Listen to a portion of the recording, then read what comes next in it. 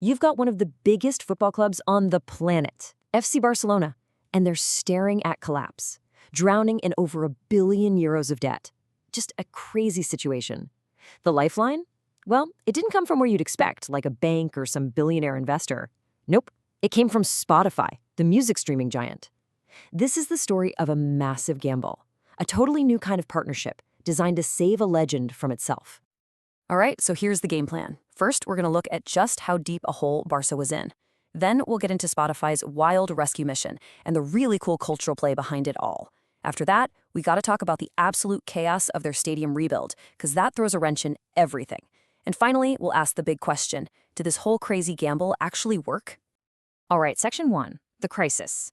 Look, to really get why the Spotify deal was such a big deal, you first have to understand the absolute mess Barcelona was in.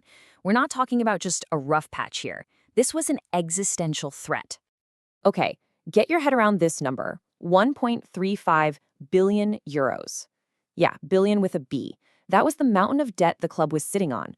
This wasn't bad luck. This was years of serious mismanagement, and it had them buried, putting the entire club's future on the line. And yeah, this quote from back then really sums it up. They weren't just looking for a sponsor. They were looking for a rescue. They were stuck in what they called a financial morass, basically a swamp of debt, and they needed someone, anyone, to throw them a rope. And then along comes the rescue. But it wasn't who you'd think. Spotify steps in, and they weren't just writing a check. They were proposing something totally different. So in March 2022, they made it official. This wasn't just a sponsorship. They called it a strategic partnership.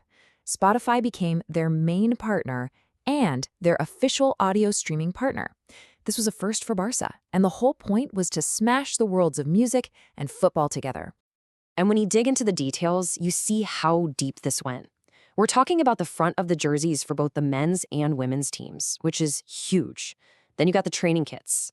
But the real kicker? The naming rights to the stadium itself, the legendary Camp Nou. And they were smart about it too.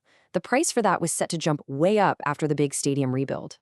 So you're looking at a deal worth around 280 million euros for the first 4 years alone. That's a lot of money, right? So the obvious question was, is this the silver bullet? Was this the genius move that was going to save them? So what was the verdict from the money people? Well, financially, it was pretty good. Not amazing, but good. Think of it this way. It got them back to where they were before the pandemic hit, which was a massive win. But it wasn't a giant leap forward. And, they still had to go out and find a separate sponsor for the shirt sleeve, so the job wasn't totally done. Okay, but here's where it gets really interesting. The true value of this deal, the real genius, wasn't just about the cash. It was about completely rethinking what a sponsorship even is. And this chart lays it out perfectly. Before, Barca had sponsors like airlines, banks, tech companies. Their goal was simple: brand exposure. Just slap a logo on the shirt. But this was totally different. Spotify isn't a bank. It's a cultural platform.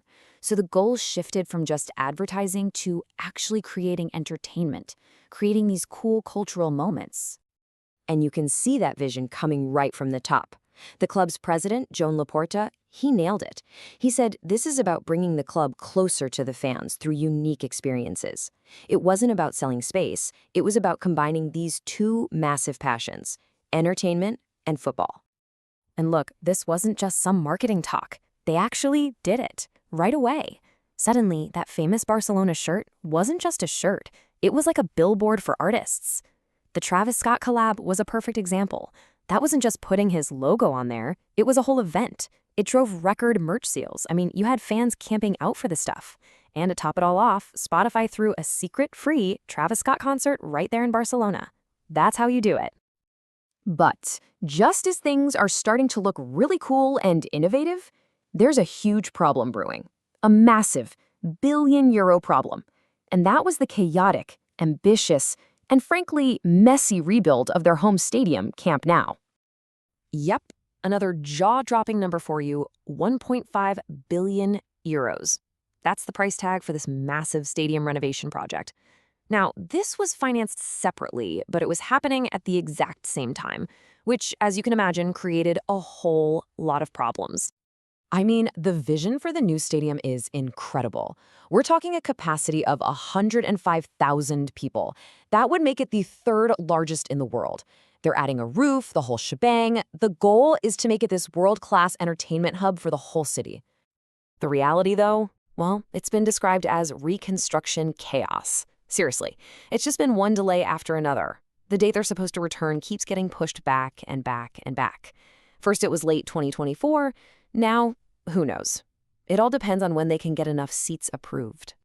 And all these delays, plus some safety concerns from the city, meant the team was basically homeless. They had to go play in a much smaller Olympic stadium. For a while there, they were even playing at a tiny 6,000-seat training ground. Can you imagine? It's a huge disadvantage. So, that brings us to the big finish. We've got this massive, high-stakes gamble. So, what's the outcome? Well, it's a story of two very different things happening at once: record-breaking success and a painful, ongoing struggle. Let's start with the good news, because on the business side, it was an absolute home run. That Spotify deal powered them to a record-breaking 97.6 million euros in new sponsorship revenue. Just look at this. The women's team sponsorship shot up 95%, almost double, and merchandise sales up 54%. The strategy was absolutely working. But even with all that money rolling in, you can't escape the reality on the ground.